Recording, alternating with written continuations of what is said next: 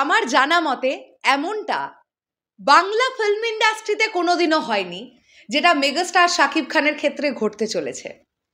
Highest paid actor in Bengali cinema, আমি দুই বাংলা মিলিয়েই বললাম, এপার বাংলা ওপার বাংলা, দুই বাংলা মিলিয়েই যত অ্যাক্টররা আছেন, স্পেশালি যারা সুপারস্টারেরা আছেন, বাজেটের দিক থেকে বা রেমুনারেশনের দিক থেকে, বাজেট শব্দটা ঠিক নয়, রেমুনারেশন বা পারিশ্রমিকের দিক থেকে মেগাস্টার শাকিব খান এক অনন্য রেকর্ড গড়তে যাচ্ছেন।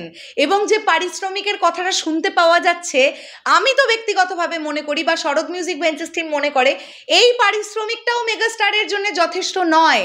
তিনি যেরকম ডেডিকেটেডলি কাজ করেন, তার যে ব্যাপ্তি এই মানুষটার নামে, এই মানুষটাকে দেখে লোকজন সিনেমা হলে সিনেমা দেখতে যায়, তাহলে আমি তো মনে করি একটা দিন এরকমও আসবে যখন মেগাস্টার শাকিব খান একাই 4 থেকে 5 কোটি টাকা রেমুনারেশন নেবেন এক একটা সিনেমা প্রতি। শোনা যাচ্ছে, যদিও এটা রিউমার, আমি কখনোই এটা শিওর বলতে পারবো না, কেননা এক্স্যাক্টলি একজন মেগাস্টার বা সুপারস্টার এক্স্যাক্ট কত টাকা পারিশ্রমিক নেন সেটা একমাত্র বলতে পারেন প্রডিউসার এবং মেগাস্টার, তা বাদে আর কেউ বলতে পারেন না। আর এই দুজনের কাছ থেকে কখনোই এক্স্যাক্ট অ্যামাউন্টটা মিডিয়ার সামনে আসা সম্ভব নয়। কেউই কখনো বলবেন না যে এই সিনেমাটার জন্যে মেগাস্টার শাকিব খান এই রেমুনারেশনটা নিয়েছেন। এটা কোনোদিনও কোনো প্রডিউসারের কাছ থেকে আপনারা বার করতে পারবেন না, মিলিয়ে নেবেন আমার কথা।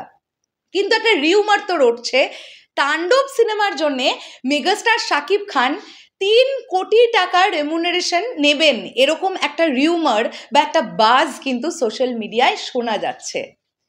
বন্ধুরা, প্রিয়তমার আগে পর্যন্ত বা প্রিয়তমা পর্যন্ত গল্পটা ছিল অন্যরকম। প্রিয়তমা অল টাইম ব্লকবাস্টার হয়ে যাওয়ার পরে মেগাস্টার শাকিব খান স্বাভাবিকভাবেই তার রেমুনারেশন বাড়াচ্ছেন, কেননা এই মানুষটাকে নিয়ে সিনেমা তৈরি করলে প্রযোজকদের লগ্নি যে বিনিয়োগ তারা করেছেন সেটা তাদের রিটার্ন আসে। একমাত্র money back guarantee megastar Shakib Khan এই নামটা, এই মানুষটা। তাহলে তিনি যেভাবে ডেডিকেটেডলি কাজ করছেন, যেভাবে এক একটা সিনেমায় নিজেকে প্রমাণ করছেন বারবার তিনি কত বড় মেগাস্টার এবং অ্যাক্টর, তাহলে কেন তার রেমুনারেশন 3 কোটি টাকা হবে এটা আমরা ভাবতে পারবো নাটা কেন? তাই না? এটা তো ভাবাটাই খুব খুব ইজি যে তার রেমুনারেশন হবে 3 কোটি টাকা। আমি তো আগেই আপনাদের বলেছি যে এখন থেকে মেগাস্টার শাকিব খানকে নিয়ে যে সকল প্রডিউসার্সরা সিনেমা বানাবেন বলে ঠিক করবেন, তাদের ছবির মিনিমাম বাজেট থাকতে হবে 8 থেকে 10 কোটি টাকা, না হলে মেগাস্টারকে নিয়ে সিনেমা করার স্বপ্ন ভুলে যান, পসিবলই নয়। কেননা মেগাস্টার শাকিব খান নিজেই যদি 3 কোটি, আমি ছেড়ে দিলাম, ছাড়ুন, 2 কোটি 2.5 কোটি যদি মেগাস্টার রেমুনারেশন নেন, তারই রেমুনারেশন 2.5 কোটি যদি হয়, তাহলে বাকি কাস্টিং, বাকি সমস্ত কিছু, ছবির বাজেট, প্রমোশনস সব দিয়ে আপনারা নিজেরাই বলুন 10 কোটি টাকার কমে একটা ছবি কিভাবে হবে?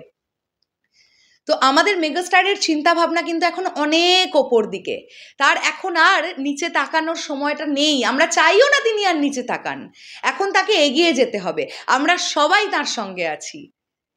এইভাবেই একের পর এক বড় বাজেটের ছবিতে আমাদের মেগাস্টার আসুক, তাতে করে কি হবে, আমরা বড় গ্র্যান্ডার দেখতে পারবো, বড় স্কেল দেখতে পারবো, আমাদের মধ্যে ওয়াও ফ্যাক্টর কাজ করবে, শুধু আমাদের সাকিবিয়ানদের মধ্যে না, বাংলা সিনেপ্রেমী মানুষদের কাছে একটা নজির হয়ে উঠবে যে বাংলা ফিল্ম ইন্ডাস্ট্রিও এইরকম বড় বাজেটের ফিল্ম কিন্তু তৈরি করতে পারে, যে ছবির মধ্যে ওই ওয়াও ফ্যাক্টরটা আছে যেগুলো আমরা সাউথ ইন্ডিয়ান ফিল্ম থেকে পাই, বলিউড ফিল্ম থেকে পাই, হলিউড ফিল্ম থেকে পাই, সেগুলো বাংলা সিনেমার পক্ষেও সম্ভব।